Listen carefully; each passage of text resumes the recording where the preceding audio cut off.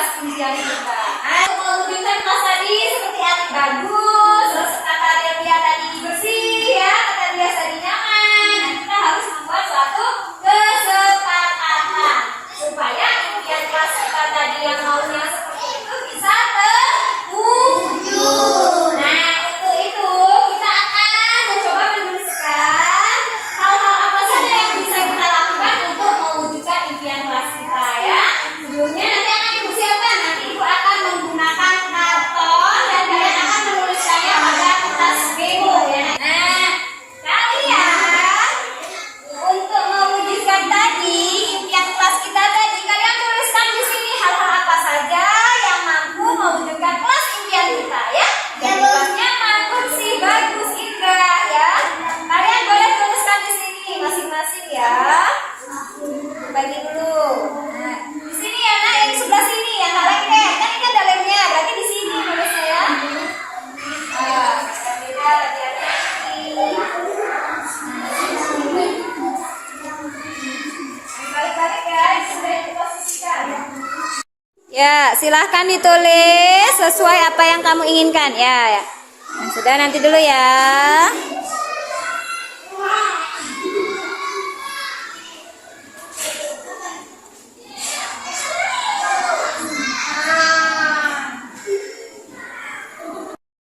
Sudah belum nak? Sudah, satu-satu boleh ditempel di sini. Di sini dulu tempelnya di sini. Yuk, satu orang. Ya, siapa yang mau diundang? Ya, sini Moza tempel sini. Kita baca dulu tempelkan ya. Coba, kasih. Mana yang kamu bisa?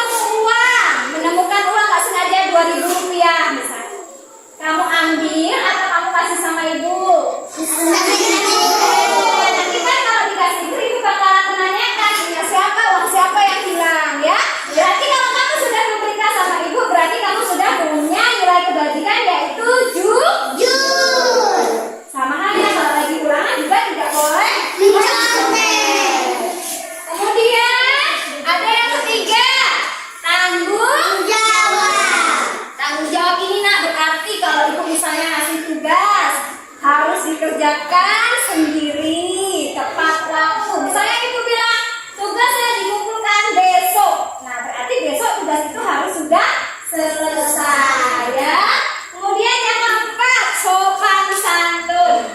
Sopan santun ini bisa berarti kalau kamu mau keluar kelas, ibu ada lagi di situ, jangan langsung lari. Harusnya gimana? Permisi bu, saya mau ke WC. Kalau memang mau ke WC, permisi bu, saya mau beli pena. Kalau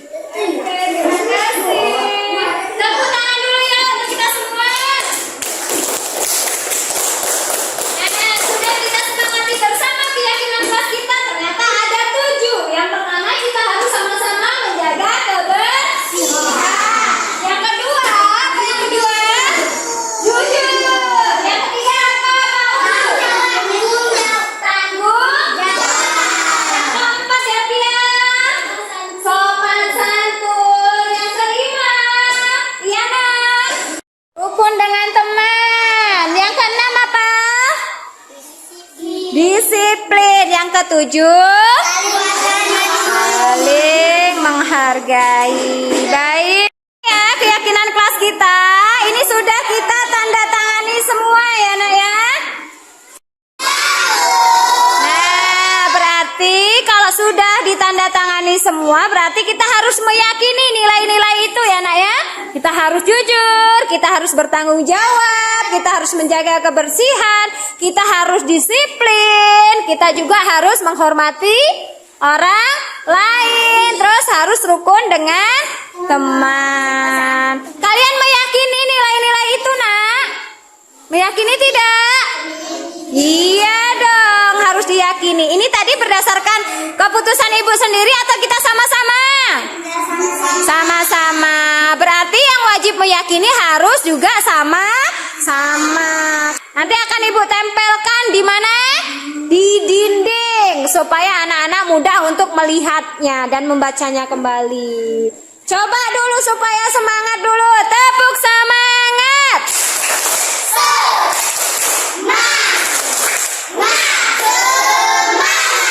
Iya, terima kasih untuk hari ini ya, untuk kerjasama yang baik hari ini. Ibu akhiri. Wassalamualaikum warahmatullahi wabarakatuh.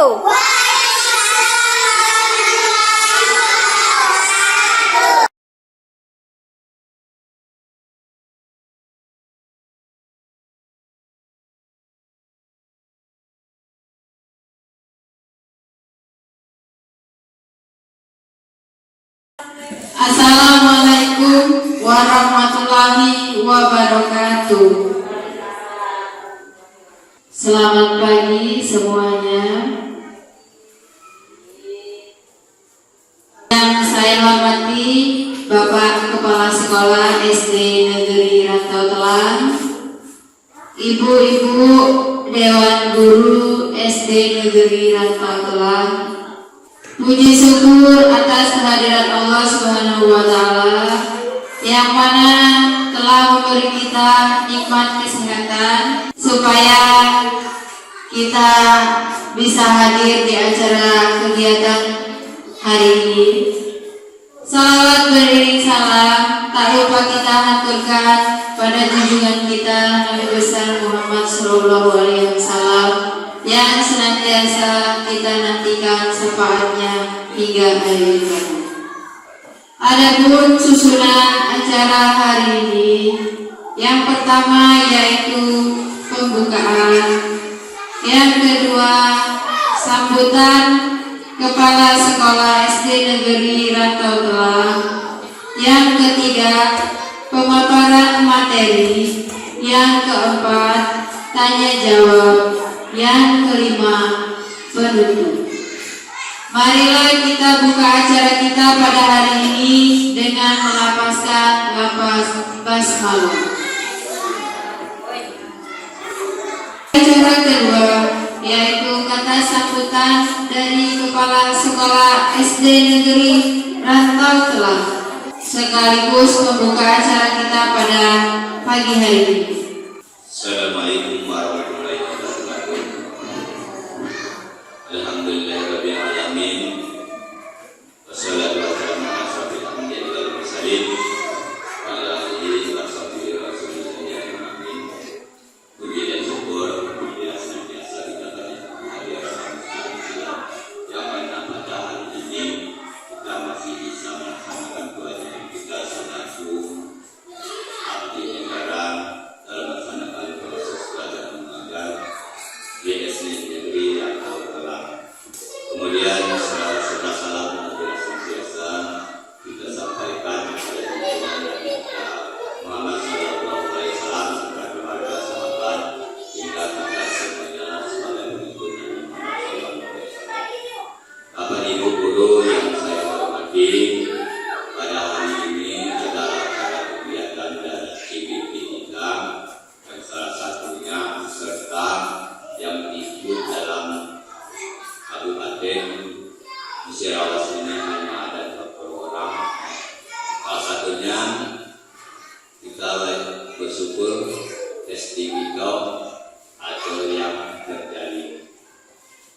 Nah di sini tentunya dalam rangkaian kegiatan ini nanti dia akan banyak akan membagikan hal yang baru kepada kita seluruh dunia. Nah, sebelum acara ini Pak menyampaikan kata sambutan, terlebih dahulu marilah kita buka bersama-sama acara ini. Semoga mendapatkan hidayah dan taufik dari Allah SWT menjadi ilmu pengetahuan kita, sama-sama mengucapkan basmalah. Bismillahirrahmanirrahim. Acara pada hari ini resmi dibuka.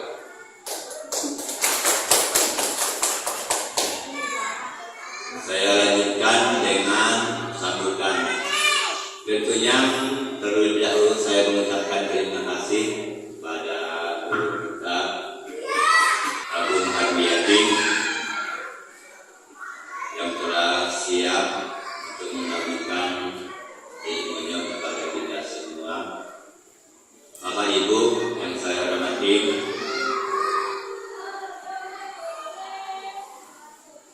tentunya kita sama-sama belajar, terutama di dalam proses melaksanakan IKN. IKN ini ya sudah berjalan 1 tahun dan akan berlanjut, terutama di SD kita. Itu yang terdatang yang pertama. Nah, di sini kita dengan guru penggerak, nanti guru penggerak ini akan menyampaikan di sini, akan menyampaikan hal-hal yang harus kita laksanakan di sekolah. Bukan sekolah kita baik secara keseluruhan, secara nasional. Budaya positif.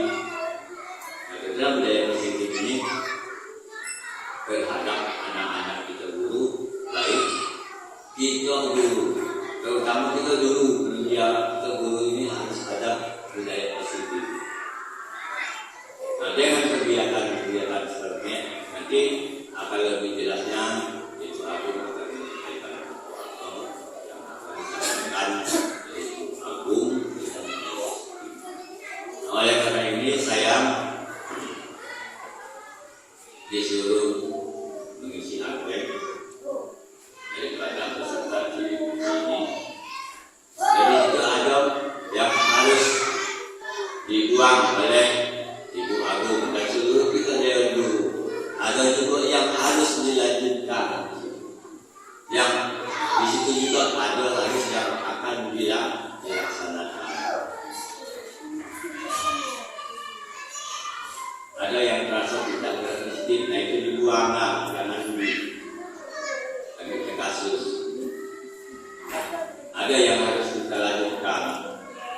Oleh sebab itu, saya berharap dengan CPP yang kita miliki ini, Ibu Agung bisa memberikan hal-hal yang positif di sekolah kita. Kita mulai bergerak. Salah satunya penggerak, saya berharap dan kita juga berharap dia bisa berbagi dengan kita guru-guru. Yang kedua, saya berharap dia sebagai pelopor. Kemudian kita bisa nanti dengan beliau ini kita bisa membentuk komunitas belajar kita. Nah, itu harapan kita supaya ada perkembangan di sekolah kita. Itu salah satu tujuan dari TGP ini itu nanti. Program ini sebenarnya berlanjut Bapak Ibu. Sebenarnya ini ada kesempatan kalau kamu tadi ikut guru penggerak, mungkin masih buka ini. Kemudian guru pembelajar praktek dan juga awalnya itu lebih awalnya segan di situ. Jadi situ mungkin lagi, ya secara pribadi nanti kamu mendapat pengalaman, mungkin lagi ada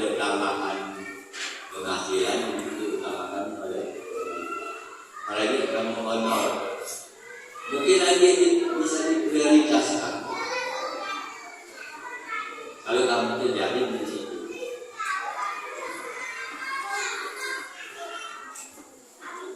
Benarnya di sekolah kita lah ada guru merah, tinggal lagi guru mengajar praktek.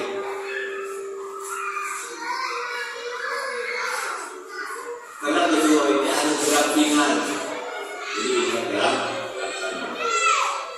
Jadi kira-kira saya berharap kepada Ibu Agung dengan kegiatan ini, karena ini salah satunya ini adalah kegiatan beliau di Cikiki dari mulai sebulan berjalan.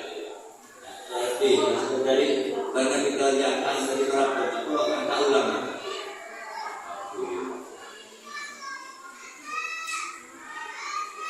Jadi saya berharap ya walaupun kamu ini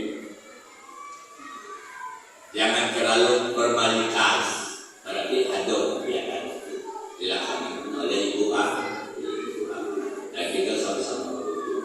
Mudah-mudahan acara ini ada manfaatnya. Semoga Allah membukakan hati kita semua selalu untuk berbuat yang lebih baik di SD Negeri Al-Islam akhir kalam.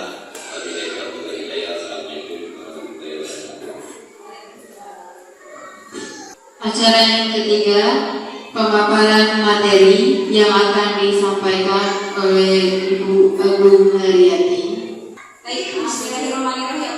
Assalamualaikum warahmatullahi wabarakatuh. Apa kabar Bapak Ibu sekalian? Alhamdulillah, luar biasa.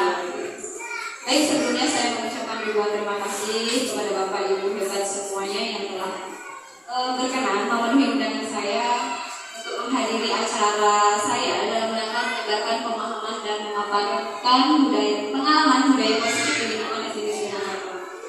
Berdirinya saya di sini Bapak Ibu sekali lagi bukan berarti saya lebih pintar dari Bapak Ibu sekalian, karena saya yakin Bapak Ibu juga lebih berpengalaman dan lebih mengetahui segala sesuatunya daripada saya.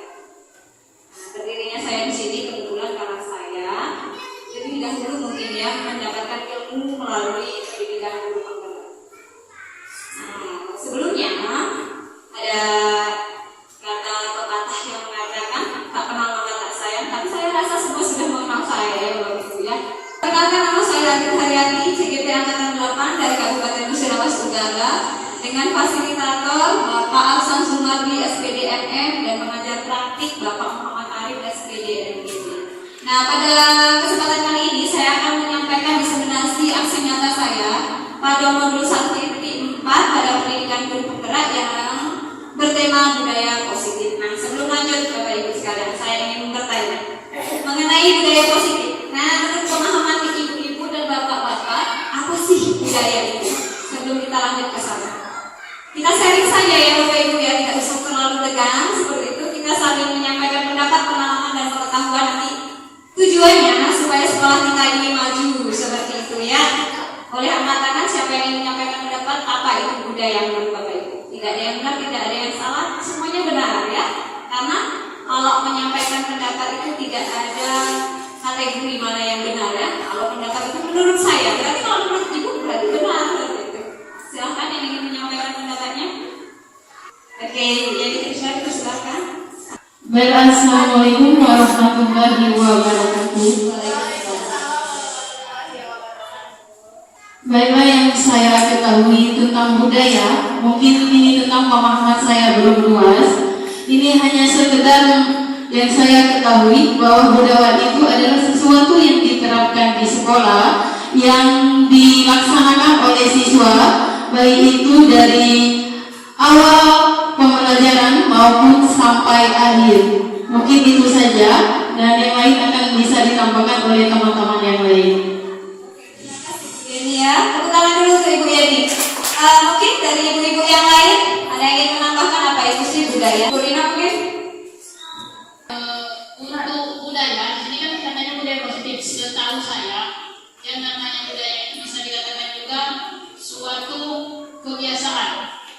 kebiasaan yang kita lakukan, baik untuk kebiasaan yang positif maupun kebiasaan yang negatif. Dan kebetulan ini budaya positif, jadi segala sesuatu atau atas segala hal-hal yang sering kita kerjakan, hal-hal yang sudah menjadi kebiasaan kita, yang mana hal itu bermakna positif. Itu yang bisa kami tentang budaya positif. Assalamualaikum warahmatullahi wabarakatuh. Waalaikumsalam warahmatullahi wabarakatuh. Luar biasa, beri tepuk tangannya Bu. Ya, masih ada yang ingin berpendapat mengenai budaya dan budaya positif? Ya, tidak ada ya. Baik, semua jawaban tadi luar biasa, benar. Benar sekali, jika berkaitan dengan budaya berarti segala sesuatu kebiasaan yang sudah kita jalankan, benar, baik itu yang positif maupun negatif. Terus sekali ya Ibu-Ibu, berarti sebenarnya saya akan lebih mudah dengan cara saya memaparkan karena Ibu-Ibu secara tidak langsung sudah memahami makna budaya. Nah, berkaitan dengan itu, kalau budaya positif di sekolah kita kembali mengulik di sekolah kita. Apa sih budaya yang sudah ada dan positif di sekolah kita, Ibu-Ibu? Salah satu contohnya mungkin apa coba? Yang ada di sekolah kita, kebiasaan yang setiap hari sudah kita lakukan, tapi yang maknanya positif, berarti yang sisinya baik seperti itu ya. Kira-kira kita ulik kembali, kita ingat-ingat kembali budaya apa yang sudah ada di sekolah kita yang sudah positif. Ada yang ingin menyampaikan pendapatnya, boleh? Ya, silakan.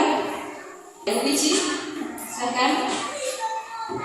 Misalnya kalau di sekolah kita itu sebelum masuk ke dalam kelas sudah dibudayakan berbaris terlebih dahulu di depan kelas dan bersalaman kepada guru. Itu saja. Terima kasih Bu Bici ya, luar biasa. Itu salah satu contoh budaya positif yang sudah ada di sekolah kita, Bapak Ibu. Ternyata tanpa kita sadari, sekolah kita sudah mulai menerapkan budaya positif itu. Salah satunya tadi dicontohkan oleh Ibu Bici, ketika sebelum masuk di kelas kita berbaris dulu yang rapi, kemudian anak diminta untuk bersalaman ya. Selain itu ada lagi nggak Ibu? Yuk kita ingat-ingat kembali di sekolah kita ada budaya positif apa lagi? Misalnya setiap hari Sabtu setelah senang, baik gitu. Ibu Rina kembali, Ibu silahkan. Untuk di SD Negeri Rantau Telang kebetulan sudah banyak sekali budaya-budaya positif yang dilakukan oleh para guru dan siswa. Yang pertama tadi mungkin benar dikatakan Ibu Bici tadi, sebelum masuk ke kelas untuk hari-hari biasa anak salaman dulu. Sedangkan untuk khusus di hari Jumat itu mengadakan bacaan surah Yasin secara bersama-sama. Selain itu juga untuk di hari Sabtu bisa melaksanakan senam, kebersihan, itu semua budaya positif. Dan juga budaya positif lain yang mungkin bisa dilakukan setahun sekali itu biasanya memperingati hari-hari besar nasional atau memperingati hari-hari keagamaan. Oke, terima kasih luar biasa. Tepuk tangan dulu dong untuk kita semua. Baik, berkaitan dengan budaya positif berarti Bapak Ibu sekalian, jika memang budaya positif itu sudah ada, sudah tumbuh di sekolah kita, berarti akan lebih baik jika kita tetap melestarikannya ya. Yang sudah positif, yang sudah baik akan lebih baik jika kita lanjutkan. Nah, jika yang kurang baik, mungkin sebaiknya kita kurangi seperti itu ya. Baik, kita lanjutkan ke slide berikutnya, Bu Rina. Nah, ini agenda kita tadi ya, sudah dibacakan oleh MC tadi bahwasanya pertama ada pembukaan, sambutan, pemaparan materi, tanya jawab dan penutup. Terus selanjutnya Bu Rina. Nah, ini kita mau melakukan ice breaking dulu dong biar semangat. Saya kalau di kelas paling suka ngajak anak-anak itu ice breaking. Jadi kalau di kesempatan kali ini saya juga akan mengajak ibu-ibu, kebetulan ibu semua ya, untuk mengadakan sebuah ice breaking. Sebelumnya dengan segala hormat saya minta ibu untuk berdiri. Berdiri ya.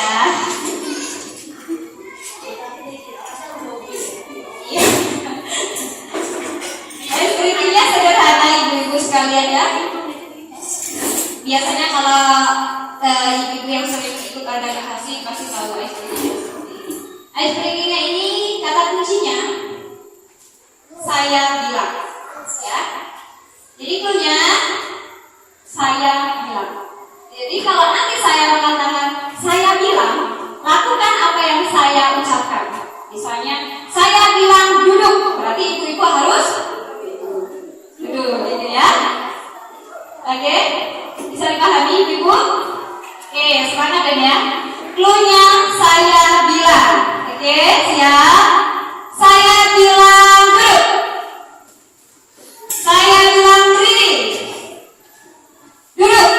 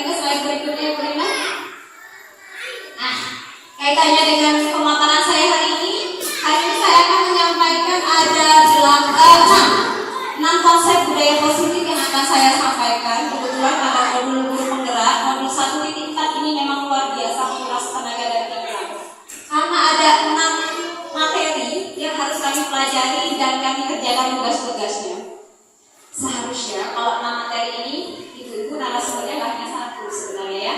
Karena kebetulan di sekolah kita hanya ada satu dan itu saya, jadi nanti saya akan membahas dan memaparkannya secara garis besarnya saja. Kalau untuk materi-materi yang detail nanti bisa kita obrolkan di luar kegiatan ini.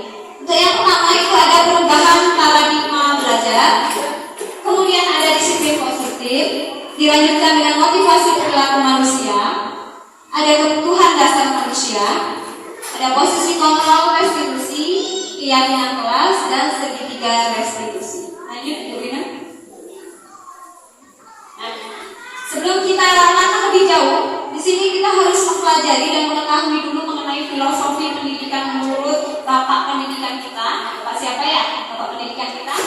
Ya, betul. Hajar Dewantara. Atau di sini saya singkat menjadi KHD ya. Jadi arti pendidikan menurut KHD itu, pendidikan itu adalah menuntun segala kodrat yang ada pada anak-anak.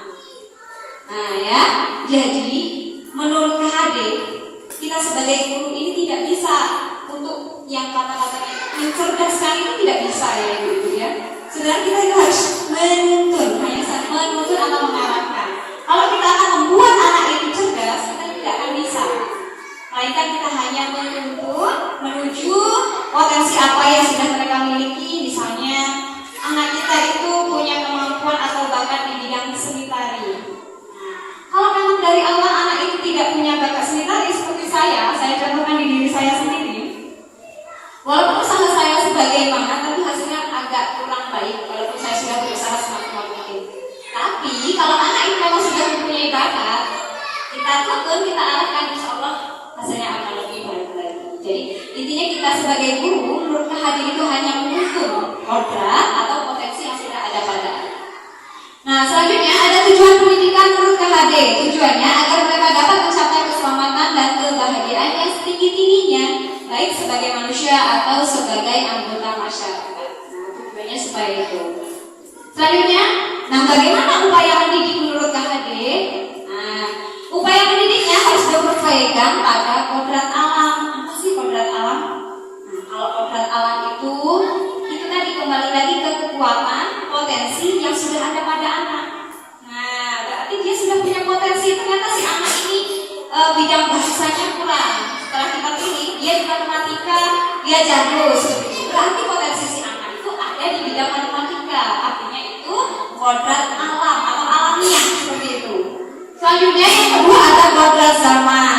Nah, kalau kodrat zaman ini Bapak Ibu perlu diketahui dia bisa berubah berdasarkan kondisi lingkungan, kondisi keluarga, atau kalau kondisi zaman kita itu berkaitan dengan teknologi supaya kita melakukan pembelajaran seperti itu.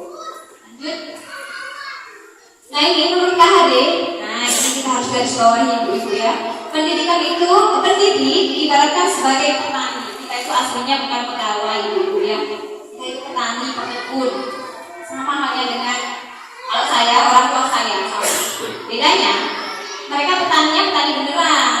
Kalau kita petaninya diibaratkan saja seperti itu. Kemudian sekolah itu sebagai lahan dan siswa sebagai benih tanaman. Nah, sekolah sebagai tanah, tempat bercocok tanam harus mampu menjadi lingkungan yang nyaman, menyenangkan dan mampu melindungi murid-murid dari hal-hal yang tidak baik. Miris sekali berita yang beredar ya minggu-minggu ini. Ketika seorang guru yang harusnya mampu melindungi anak didiknya, ternyata justru jadi perusak ya. Kita ketahui bersama dari itu sudah jadi konsumsi umum kayaknya ya. Beritanya sudah kemana-mana. Itu sedikit jadi camkan kelas dari kita supaya kita juga mengantisipasi jangan sampai seperti itu ya. Sangat miris, seharusnya guru yang dituduh dan ditiru, ternyata justru sebaliknya. Kemudian sehingga para murid akan mampu tumbuh dengan baik. Murid akan mampu menerima dan menyerap pembelajaran jika lingkungan di sekelilingnya terasa aman dan nyaman, begitu pun sebaliknya. Bapak Ibu perlu diketahui, jujur, saya ini adalah tipikal orang yang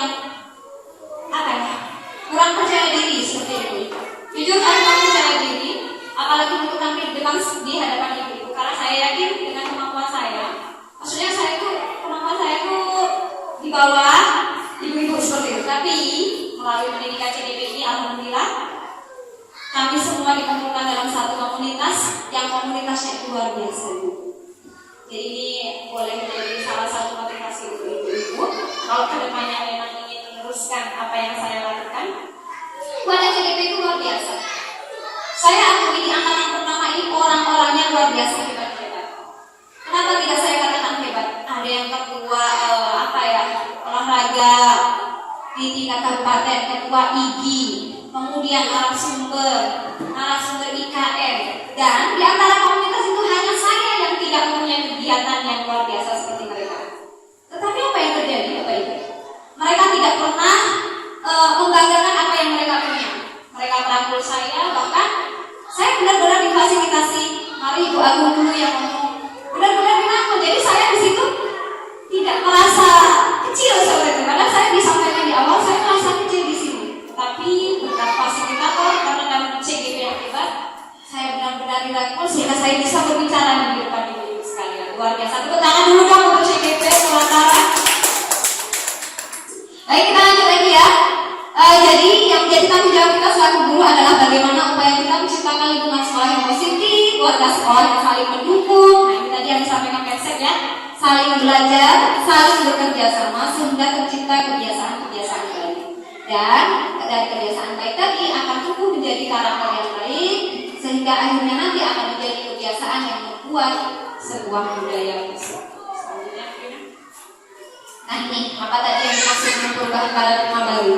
Jadi perubahan paradigma baru ini merupakan pembelajaran yang didasarkan dan dirancang berdasarkan prinsip berdiferensiasi sehingga para peserta didik itu dapat belajar sesuai kebutuhannya dan tetap menyesuaikan tahap perkembangannya untuk mewujudkan profil pelajar Pancasila. Nah berkaitan dengan ini sangat erat kaitannya dengan kurikulum kita yang sedang berjalan, IKM. Ya. Jadi pada IKM ini seharusnya langkah pertama yang kita lakukan melakukan asesmen awal, Bapak Ibu. Jadi supaya tujuannya tahu, oh ternyata anak didik saya yang si A ini sukanya di pembelajaran melalui video, jadi dia lihat video, ada gambar-gambar. Kemudian lagi, oh ternyata si anak ini sukanya kinestetik atau yang berjalan-jalan, misalnya sambil lari-lari atau bagaimana. Oh ternyata si A ini sukanya mendengarkan penjelasan ibu guru. Nanti setelah dari hasil asesmen ini, nah dari asesmen awal itu tadi nanti kita bisa mengelompokkan sehingga nanti kebutuhannya akan terpenuhi. Nah setelah hasil asesmen nanti dikelompokkan, ini bagian kelompok yang audito, yang hobi mendengarkan penjelasan guru, yang ini hobi menonton video, kemudian yang ini yang hobi kinestetik atau dengan gerak seperti itu. Selanjutnya Ibu Rina. Sekian lagi ada miskonsepsi tentang teori kontrol. Menurut Dr. William Dasser, dalam teori kontrol atau sekarang berkembang menjadi teori pilihan, meluruskan beberapa miskonsepsi tentang makna kontrol, yaitu yang pertama, ilusi guru mengontrol murid. Nah, Bapak Ibu sekalian, perlu saya sampaikan setelah saya mempelajari modul ini, ternyata kita tidak bisa mengontrol murid, Bapak Ibu. Ketika kita menyuruh si anak jangan nakal, mungkin saat itu dia nggak akan nakal, tapi diulangi lagi nggak nanti setelah 5 menit atau 10 menit diulangi lagi tidak? Nah kasus kemarin yang dari saksi Fatih kemarin kan ceritanya Fatih habis dinasihati Ibu Umi, jangan nakal ya kata Ibu Umi dia. Setelah kembali ke kelas, nah ulangi lagi. Nah artinya apa itu? Kita tidak bisa mengontrol murid. Dia hanya melakukan seketika saja, tetapi dia tidak tahu maknanya apa. Seperti makanya diulang lagi, belum ada 5 menit sudah mengulang kembali. Selanjutnya yang kedua, ilusi bahwa semua pengalaman positif, efektif dan bermanfaat. Nah, ini agak mengenai saya ibu terus terang. Mungkin guru-guru yang lain juga ya. Setiap akhir bagi rapot kita kasih hadiah seperti itu kan. Nah, menurut teorinya, nanti itu bukan tidak berdampak baik. Apalagi kita menjanjikan di awal. Nanti yang ke-1 ibu kasih hadiah. Menurut apa yang saya pelajari ibu, ternyata itu tidak baik. Jadi kalau memang kita sebaiknya gimana jadi seperti ini? Kalau memang kita mau memberikan hadiah atau penghargaan, reward ya bahasanya, akan lebih baik jika kita tidak usah menyampaikan apa-apa. Jadi tiba-tiba saja begitu. Jadi nanti anak itu benar-benar akan melakukan sesuai apa yang mereka inginkan, bukan karena ingin mendapatkan hadiah. Ini pukulan yang sangat luar biasa buat saya karena jujur, ibu itu juga seperti itu kan, sudah kenaikan kelas. Setiap apa ya nanti akan dikasih hadiah. Ternyata jangan seperti itu karena nanti motif mereka itu bukan berdasarkan dari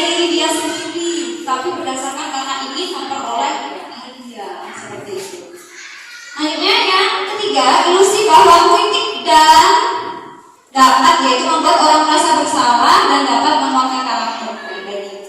Ternyata setelah saya mempelajari CGP pendidikan CGP itu, saya sangat menyerah dari guru itu karena saya merasa terlalu banyak menyakiti siswa saya honor mulai tahun 2011. Kayaknya menurut saya itu sudah dari nikah, bahkan punya anak juga sudah sekolah. Setelah saya mengikuti pendidikan guru mulai luar biasa, saya merasa menyesal, tetapi itu tidak akan mungkin berulang. Jadi ininya saya ke depannya harus diperbaiki. Zaman dulu saya masih awal-awal mengajar itu, emosi saya jujur luar biasa. Saya sering mengkritik anak. Kamu ini datang telat. Kalau jujur, kalau dulu saya masih rajin Bu, di awal-awal saya datangnya lagi. Ibu yang datangnya dari situ ke sini sudah datang, kamu ini terlambat. Itu sering saya sampaikan. Ternyata cara itu tidak efektif kalau menurut pendidikan dari teori Dr. William. Nah, nanti kita akan lanjutkan apa sih yang terbaik itu gimana ya. Baik, untuk selanjutnya ilusi bahwa orang dewasa memiliki hak untuk memaksa. Nah, tentang kita dulu umurnya jauh di atas anak-anak kita yang SD, kita mau mengatur mereka sebenarnya itu salah. Ya, lanjut Ibu Rina. Baik, kita lanjutkan lagi ke disiplin positif. Nah, tadi ya kita sudah sama-sama bahas tadi disiplin itu kalau menurut bahasa Arab artinya belajar. Jadi disiplin juga mengacu pada disiplin diri yang bertanggung jawab terhadap nilai-nilai yang diyakini. Sehingga pengertian disiplin positif ini diartikan sebagai suatu cara penerapan disiplin tanpa kekerasan dan ancaman yang dalam praktek melibatkan komunikasi tentang perilaku yang efektif. Tujuannya apa? Tujuannya untuk menuntut peserta didik agar memiliki disiplin diri sehingga mereka akan berperilaku mengacu pada nilai-nilai kebijakan universal dan memiliki motivasi intrinsik dalam perubahan menjadi lebih baik. Nah, motifnya itu dari dalam diri, intrinsik, bukan karena dia, bukan karena takut mau dihukum. Benar-benar motifnya itu dari hati mereka sendiri. Ada nilai-nilai kebajikan. Apa sih nilai-nilai kebajikan? Jadi pengertian nilai kebajikan itu adalah nilai yang disepakati bersama kita tanpa memandang suku, bangsa, agama, bahasa maupun latar belakangnya. Ini contoh nilai kebajikan yang ada di organisasi. Nah, seperti yang kita pelajari di IKN, kita punya namanya profil pelajar Pancasila. Ada yang beriman bertakwa dan seterusnya itu. Kemudian ada institusi Ibu Primary Years Program, itu ada beberapa disampaikan di situ. Kemudian ada The Seven Essential Virtues, itu ada juga beberapa nilai kebajikan. Selanjutnya kita lanjut ke materi berikutnya Bu ya. Ada kebutuhan dasar manusia. Kebutuhan dasar manusia adalah segala sesuatu yang kita lakukan untuk mendapatkan apa yang kita inginkan. Seluruh tindakan yang kita lakukan memiliki tujuan tertentu dan semua usaha terbaik yang kita lakukan adalah dalam rangka memenuhi kebutuhan dasar kita. Nah, apa saja kebutuhan dasar manusia itu? Ada di slide berikutnya. Nah, ini ada 5 kebutuhan dasar manusia. Yang pertama ada bertahan hidup. Nah, bertahan hidup ini mencakup apa saja? Ini mencakup makanan, pakaian, tempat tinggal, keamanan, dan kesehatan. Intinya, kalau kebutuhan bertahan hidup ini kebutuhan yang paling pokok, Bapak Ibu ya. Kemudian ada kebutuhan kasih sayang dan rasa diterima. Apa saja? Jadi anak itu pasti membutuhkan rasa diterima. Itu tidak hanya anak ya, termasuk kita juga orang dewasa. Dipedulikan, berbagi, kerjasama, menjadi bagian dalam kelompok. Lalu ada yang ketiga, ada penguasaan. Di sini ada harga diri, keinginan untuk dianggap dan memimpin. Kemudian ada kebebasan terkait dengan mandiri, memiliki pilihan, mencoba hal baru. Kemudian untuk selanjutnya ada kesenangan. Kesenangan itu menyangkut dengan bermain, humor, antusiasme dan tertawa. Itu berarti menyangkut kesenangan. Lanjut Ibu Rina. Nah, kita sama-sama belajar di sini. Kebutuhan dasar apa sih yang mereka ingin penuhi? Kalau Dani mencoret-coret tembok kelas, nah itu artinya kira-kira kebutuhan apa ya yang ingin mereka penuhi? Dani ingin mencoret-coret tembok kelas. Kira-kira kebutuhan apa yang ingin dia penuhi? Apakah kebutuhan bertahan hidup? Apakah kesenangan? Apakah kasih sayang? Atau apakah kebebasan atau kekuasaan? Ini boleh? Lihat lagi, boleh silakan. Oke, baiklah menurut pendapat saya bahwa yang tadi masih khususnya Dani mencoret-coret dinding kelas. Itu nomor 3, ingin membutuhkan kasih sayang dan rasa diterima, bahwa ia ingin sesuatu yang ingin diperhatikan dengan cara itu, misalnya sesuatu yang ingin diperhatikan misalnya dengan cara mencoret dinding keras, sehingga apa yang dia lakukan dia akan mendapat perhatian dari guru sehingga akan ditegur, dan dia akan mungkin ada sesuatu yang ingin ada rasa mempunyai rasa kepuasan tersendiri. Mungkin itu pendapat saya. Baiklah, terima kasih. Baik, luar biasa Ibu Yani, terima kasih. Benar sekali ya Ibu ya. Jadi terkadang ada yang masih masalah seperti ini. Kenapa sih anak-anak kita itu suka mencoret-coret dinding? Nah, ternyata mereka itu sebenarnya sedang memenuhi kebutuhannya. Dan jika dia tidak bisa memenuhi kebutuhannya dengan cara positif, tentu dia akan mengarah ke hal yang negatif. Contohnya mencoret dinding. Yang kedua, silakan Ibu yang ingin menyampaikan pendapatnya. Dodo datang terlambat 20 menit. Kira-kira kebutuhan apa yang ingin dipenuhi itu?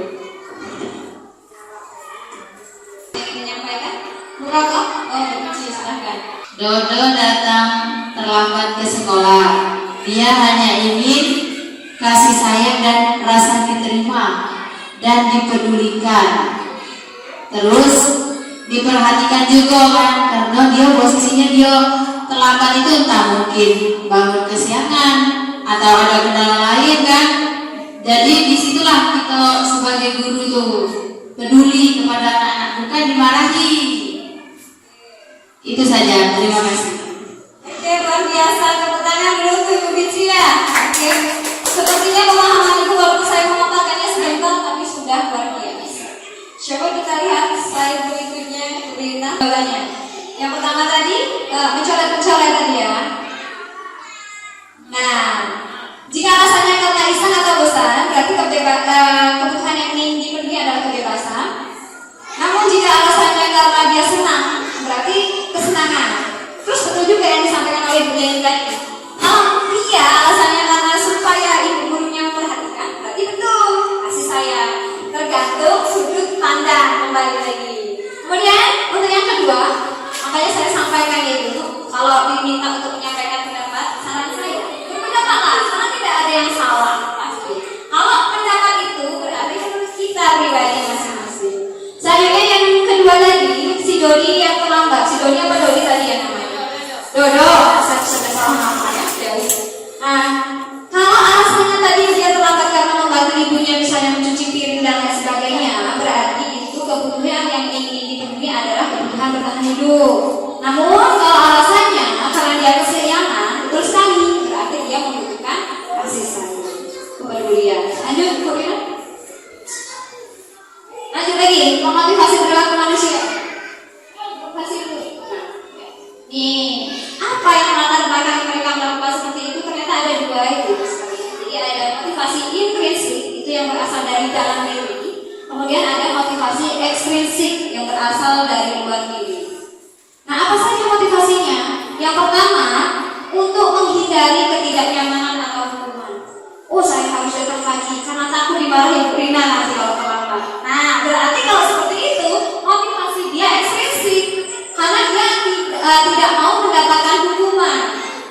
Motivasinya berada dari Bu Rina, tetapi bukan dari diri dia sendiri, seperti itu. Kemudian yang kedua, untuk mendapatkan imbalan atau penghargaan dari orang lain. Aku harus nomor 1, tapi Bu Yani kasih hadiah buku, pensil dan perangkatnya. Nah, itu juga berarti bukan motivasi dari dalam diri, karena dia mengharapkan penghargaan. Nah, apa yang motivasi dari dalam diri? Dan ini Bu, untuk menjadi orang yang mereka inginkan dan menghargai diri sendiri dengan nilai-nilai yang mereka percaya. Kalau aku yakin dengan aku jujur aku bisa memperoleh prestasi, pasti aku akan ranking 1. Itu berarti sudah motivasi dari dalam yang sudah muncul, bukan karena ingin dapat penghargaan, bukan karena takut dengan hukuman. Nah, seperti itu motivasi yang mendasari disiplinan. Lanjutnya, nah ini lagi hukuman, konsekuensi dan restitusi. Hukuman apa sih bedanya dengan konsekuensi dan apa juga bedanya dengan restitusi? Kalau hukuman itu Bapak Ibu ya, dia tidak terencana atau tiba-tiba. Misalnya saja kita melihat anak kita suatu ketika upacara tidak memakai atribut. Misalnya tidak memakai topi atau jas. Setelah upacara, kita langsung panggil, silakan berdiri di depan tiang bendera hormat 15 menit. Nah, itu hukuman. Karena tiba-tiba si ibu guru tadi memerintah tanpa adanya kesepakatan. Anaknya tadi diminta nggak? Kamu mau apa? Karena kamu sudah melakukan kesalahan. Diminta persetujuan nggak sebelumnya? Tidak kan? Nah, makanya itu murid tidak tahu alasannya, kemudian bersifat satu arah. Kemudian hukumannya bisa berupa psikis ataupun fisik. Kalau berdiri di depan yang bendera tadi berarti fisik ya, karena dia berdiri. Kalau yang psikis bisa jadi kita omongin, kamu ini nakalnya, itu berarti secara psikis verbal seperti itu ya. Kemudian konsekuensi. Nah, kalau konsekuensi dia itu terencana, disepakati dan sesuai dengan peraturan. Tapi tetap murid tidak nyaman. Saya kamu datang terlambat 15 menit, silakan kamu berdiri di luar juga selama 15 menit. Artinya kan murid tetap tidak nyaman. Yang di dalam, dia di luar, tetap sudah tidak nyaman. Kemudian sikap guru selalu memonitor murid, terus mengawasi. Itu konsekuensi. Nah, bedanya yang paling bagus itu adalah restitusi. Nah, restitusi itu apa? Jadi proses menciptakan kondisi bagi murid untuk memperbaiki kesalahannya. Ketika dia sudah tahu dia salah, jadi hal apa yang harus diperbaiki? Dia tahu. Kemudian proses kolaboratif yang mengajarkan murid untuk menemukan pemecahan masalah atau solusi. Jadi nanti setelah dia tahu suatu masalah, dia akan mengutarakan ide dia. Misalnya karena tadi terlambat sepuluh. Oh, berarti besok aku harus bangun pagi. Caranya apa? Aku hidupkan alarmku. Mungkin itu solusi dari dia dan dia bisa menjalankan sendiri. Tanya kemudian. Nah, coba kita sama-sama nih sesuai penjelasan saya tadi, hukuman atau konsekuensi ya. Yang pertama, silakan berdiri di bawah tiang bendera dan hormat pada bendera selama 15 menit. Konsekuensi atau hukuman? Ya, nomor 1. Bu Reni, silakan. Menurut saya, jawaban nomor 1 hukuman. Terima kasih Bu Rani ya, hukuman. Baik. Yang kedua, luar biasa Bu Rani ya. Andi tidak memakai masker saat masuk ke kelas. Pak guru pun bertanya pada Andi, apa yang harus dilakukan jika tidak memakai masker? Belajar sendiri di perpustakaan Pak, kata si Andi. Nah, itu konsekuensi atau hukuman? Bu Rani, silakan. Menurut pendapat saya, termasuk dalam konsekuensi. Oke, luar biasa. Sekarang ini luar biasa. Tepuk tangan. Oh, tepuk tangan sekali lagi. Semakin biasa. Teruskan. Kenapa dikatakan konsekuensi? Karena si anak sudah tahu karena dia melakukan kesalahan, berarti sudah disepakati kalau tidak pakai masker berarti belajar sendiri di terus luar biasa itu. Selanjutnya, Jody datang terlambat dan dia memilih tinggal di kelas sesuai jam keterlambatannya. Nggak tahu nih ya. Jadi dia terlambat 5 menit. Jadi dia memilih sendiri untuk tetap tinggal di kelas selama 5 menit. Teman-temannya sudah pulang, dia tetap tinggal di kelas. Nah, menurut ibu-ibu sekalian, konsekuensi atau hukuman? Dia sendiri nih yang menentukan pilihannya. Kan? Joni datang terlambat dan dia memilih tinggal di kelas. Berarti termasuk restitusi, karena proses menciptakan kondisi bagi murid itu untuk memperbaiki kesalahannya. Mungkin itu saja. Oke, terima kasih. Oke, kita sudah bersama-sama ya, luar biasa ini ya. Baik, kita lanjutkan lagi. Benar sekali ya, sudah ibu-ibu sampaikan tadi. Ada restitusi, konsekuensi, maupun hukuman. Sebenarnya kalau untuk John ini sedikit saya meluruskan itu, memang benar dia menemukan solusi sendiri. Tapi solusinya itu bisa memperbaiki nggak ya ke depannya? Tidak ya. Berarti ini sudah mengarah ke restitusi. Tetapi langkah yang dia tempuh kurang tepat. Ya. Dia benar, memang sudah memilih. Oh, berarti itu kalau saya terlambat 5 menit, saya tinggal di kelas 5 menit. Tetapi setelahnya, apakah berdampak untuk perbaikan? Tidak. Berarti sudah mengarah ke sana. Jika kita menuntun kembali. Mana juga? Oke, lanjut ke 5 posisi kontrol. Nah, kembali ini kita berkaca kepada diri kita sendiri, Bapak Ibu sekalian. Ternyata posisi kontrol itu ada 5. Yang pertama ada penghukum, kemudian ada pemantau, ada teman, dan ada manajer. Nah, kalau hukum biasanya dia itu menggunakan nada suara yang tinggi, bahasa tubuhnya itu mata melotot, jari menunduk-nunduk. Nah, ini menghabis, ini berarti kita kontrolnya itu termasuk jenis penghukum. Ini suatu apa ya?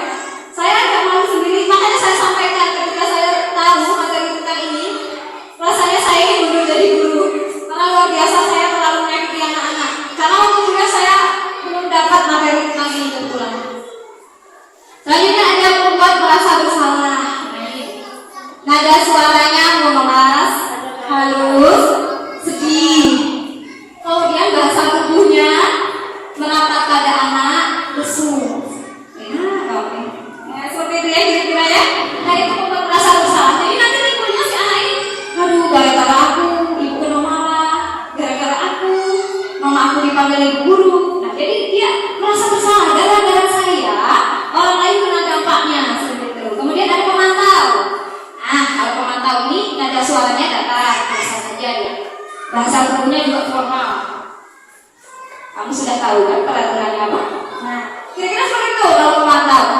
Kemudian teman, nah nada suara si teman ini ramah, akrab, bercanda, mungkin ada nih guru kita yang seperti itu ya. Kemudian bahasa tubuhnya melapar pada murid, mata dan senyum jenaka, Karina, nah kira-kira seperti itu ya. Ada ya guru kita yang seperti itu? Yang mana itu? Penghukum. Makanya selalu campur untuk kita nih ke depannya. Selanjutnya yang terakhir ada si manajer. Nah manajer ini nada suaranya tulus, bahasanya tidak kaku ya bahasa tubuhnya, kemudian mendekat dengan kami. Ketika saya mempelajari materi ini, luar biasa ya Allah, saya juga penghukum ini. Kayak mana ya? Karena sebelum saya mempelajari materi ini, anggapan saya ketika saya marah, anak-anak takut, dia akan mengatakan ternyata salah itu, kembali lagi ke ilusi yang tadi ya. Ternyata salah. Lanjut juga ini. Nah ini contoh penerapan posisi kontrol. Kasusnya siswa tidak memakai sepatu berwarna hitam. Contoh penghukum ini seperti ini. Hormat pada bendera selama 1 jam. Dari penghukum nih, dari nada suara yang habis, menunjuk-nunjuk, berarti sudah penghukum. Kalau membuat merasa bersalah seperti ini. Nah, kamu tidak kasihan ya sama ibu. Jika kamu seperti ini, bapak atau ibu bisa ditegur kepala sekolah. Nah ini teman ini ya, membuat merasa bersalah, sorry. Jadi dengan kesalahan dia tadi, nanti si guru bisa ditegur ke kepala sekolah. Jadi dia merasa gak enakan, berarti membuat merasa bersalah. Kemudian kalau teman seperti ini, kamu tahu kan aturan di sekolah kita? Kamu tahu konsekuensinya. Setelah ini silakan pulang dan ambil sepatu warna kamu di rumah dan jangan pulang lagi ya. Hanya seperti itu. Itu teman. Oh iya pemantau. Bilang ya itu ya. Oke. Yang ini ya, yang teman yang ini, sorry. Karena slide-nya ini jujur saya buat di Canva, kemudian laptop saya belum support Canva. Jadi seperti ini jadinya. Iya, ini pemantau. Karena dia udah nama saya kasih terus sekali beri nanti masih pada sini ya.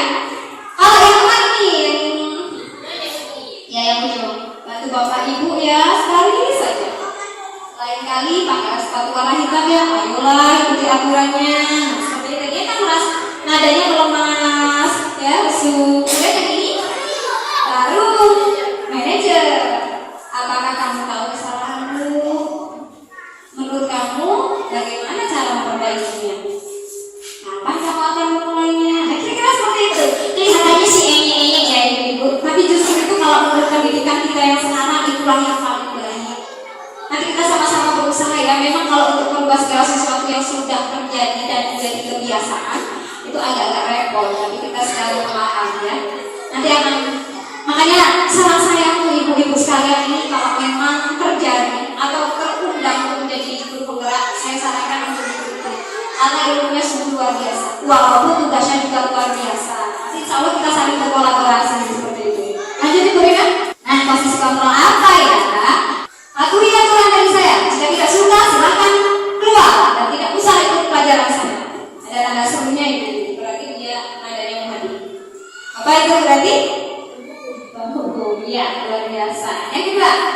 Ya sudah, kali ini tidak apa-apa, biar ibu yang membersihkan. Maksud siapa itu?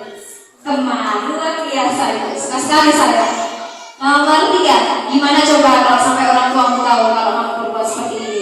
Maksud siapa kan itu? Berarti dia menyangkut orang tua. Luar biasa, buat rasa lupa. Oke, tepuk tangan dulu dong. Saya antusias sekali kalau apa para pendengar juga seperti ini. Kita lanjutkan lagi. Keyakinan kelas. Pembentukan keyakinan kelas ya. Pembentukan keyakinan kelas tadi seperti yang sebelumnya Ibu lihat, ini adalah bersifat abstrak berupa pernyataan universal atau berlaku umum, kemudian dibuat dalam pernyataan yang positif sedikit agar mudah diingat sesuai dengan kondisi kelas atau sekolah agar mudah diterapkan semua warga kelas atau sekolah dan terlibat dalam pembuatan. Nah ini yang tadi saya tempel tadi ya, keyakinan kelas ini jadi dibuat untuk disepakati bersama dan dilakukan secara bersama berkaitan dengan nilai-nilai kebajikan atau yang berlaku universal. Lanjutin Bu Rena. Nah ini yang perlu kita pelajari mengenai segitiga restitusi. Ini suatu dialog yang dilakukan agar guru dapat menghasilkan murid yang mandiri, bertanggung jawab dan menemukan solusi atas permasalahan yang sedang dihadapinya. Ketika murid kita misalnya sedang berkelahi seperti kemarin, makanya saya bukan sok-sok baik, sok-sok tahu ya. Saya mulai berusaha menerapkan, walaupun emosi saya ini kadang juga memuncak juga ketika anak-anak berkelahi. Harusnya menggunakan 3 cara ini, Bapak Ibu. Yang pertama kita menstabilkan identitas dulu, kemudian kita memvalidasi tindakan yang salah, baru kita menanyakan keyakinan. Apa saja itu poinnya? Cek slide berikutnya itu. Nah, menstabilkan identitas. Jadi prinsipnya apa? Jadi prinsipnya itu bahwasanya membuat kesalahan itu adalah proses pembelajaran. Jadi ada yang beristilahkan ya kalau mau sukses kita tuh pasti gagal dulu. Nah intinya seperti itu. Nah apa saja kata-katanya?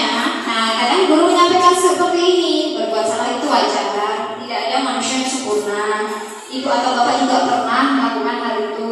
Kemudian ibu atau bapak tidak mencari siapa yang benar dan salah, tetapi ibu ingin mencari solusi atas permasalahan yang sedang kamu alami. Kemudian kamu berhak merasa begitu. Lanjut untuk yang tahap berikutnya. Nah tahap yang kedua ini adalah validasi tindakan yang salah. Jadi tindakan yang salah tadi kita validasi. Prinsipnya apa? Bahwa setiap perilaku manusia tadi berupaya untuk memenuhi kebutuhan. Jadi anak yang nakal itu kita katakan nakal sebenarnya karena dia berupaya memenuhi kebutuhannya, Bapak Ibu. Bukan karena mereka kenapa-kenapa, tetapi tujuannya untuk memenuhi kebutuhan. Dan kata-kata yang sering digunakan ini misalnya contohnya, kamu pasti punya alasan kenapa kamu melakukan itu. Padahal kamu bisa melakukan yang lebih buruk dari ini ya, dan seterusnya. Lanjut slide yang terakhir ini tahap ketiga, menanyakan keyakinan. Prinsipnya apa? Balik lagi ke teori kontrol, bahwasanya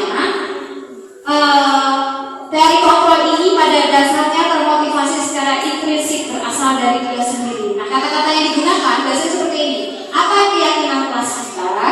Nilai-nilai apa yang telah kita sepakati? Dan seperti apa gambaran sebuah kelas yang ideal menurut kamu dan lain-lain. Nah ini ada video, bisa dibuka nggak boleh? Nggak bisa ya. Jadi di video itu sebenarnya ada percontohan saya sedang melakukan restitusi yang di kantor kemarin itu loh, gitu ya. Jadi saya berusaha menjadi posisi manajer dengan menerapkan segitiga restitusi. Baik, demikian tadi pemaparan dari saya. Mungkin ada yang ingin bertanya 1 atau 2 pertanyaan karena waktu kita sudah terlalu lama. Nanti kalau saya tidak bisa menjawab, akan saya jadikan PR untuk kemudian hari saya berikan jawaban. Mungkin nggak baca ya videonya. Oke, mungkin saya berikan kesempatan. Itulah tadi pemaparan materi. Adakah yang ingin ditanyakan dari Bapak Ibu guru sekalian? Assalamualaikum warahmatullahi wabarakatuh.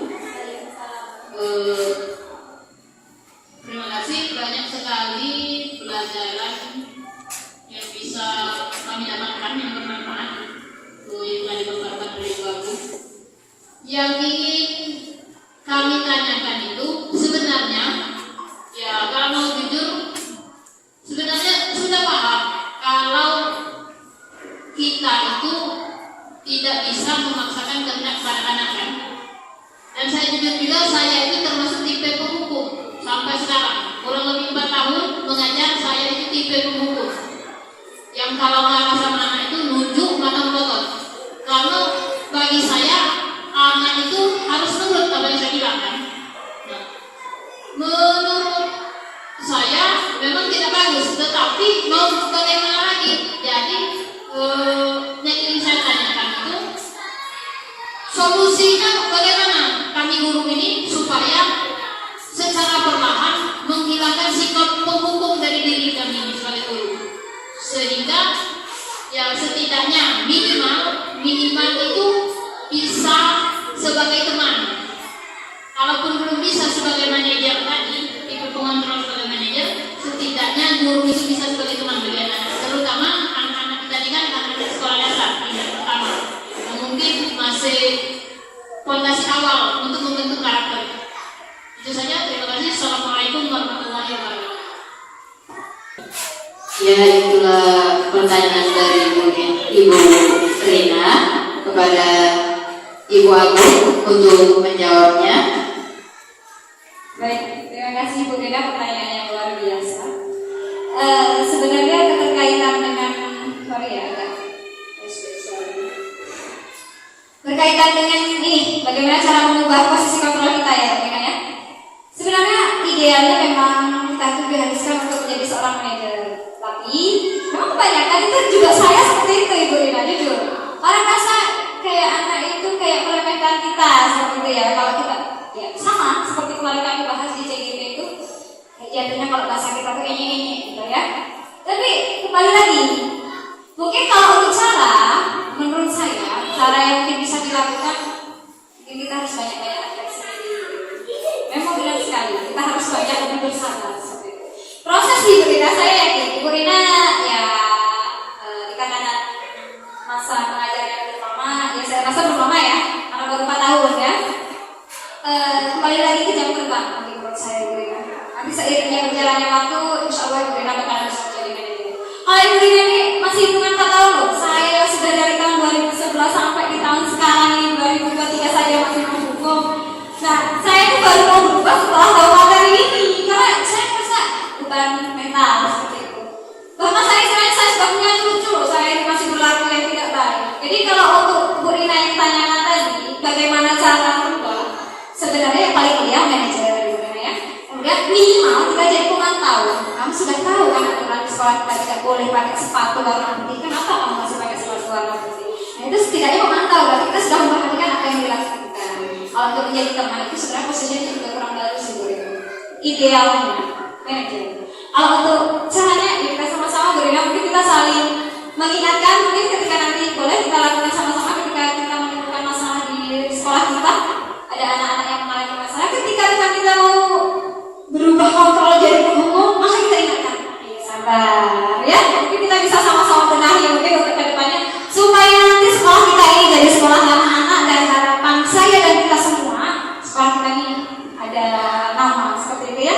Jadi harapannya pokoknya semoga sekolah kita ini menjadi yang terbaik. Mungkin itu Ibu Rina, mungkin kita bisa sama-sama berbenah seperti itu. Bukan ingat sekali lagi, bukan berarti saya menghukumi, bukan berarti saya minta, sekali lagi saya mohon maaf, karena saya tahu pasti pengalaman ibu sekarang juga lebih banyak.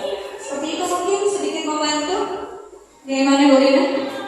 Bagaimana Ibu Rina atas jawaban dari Ibu Agung?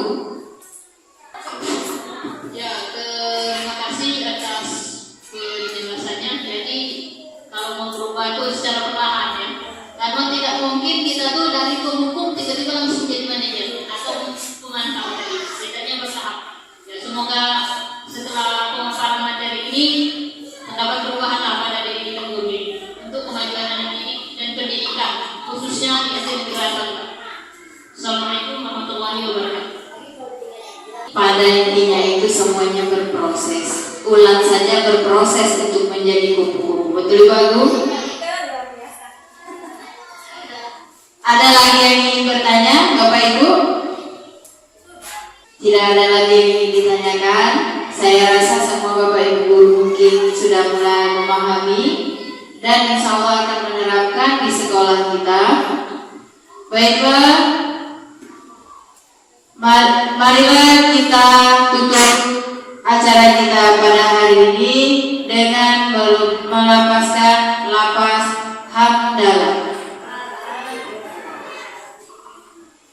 Saya selaku pembawa acara pada hari ini, saya mohon maaf bila ada kata-kata saya yang salah. Saya akhiri, wassalamualaikum warahmatullahi wabarakatuh.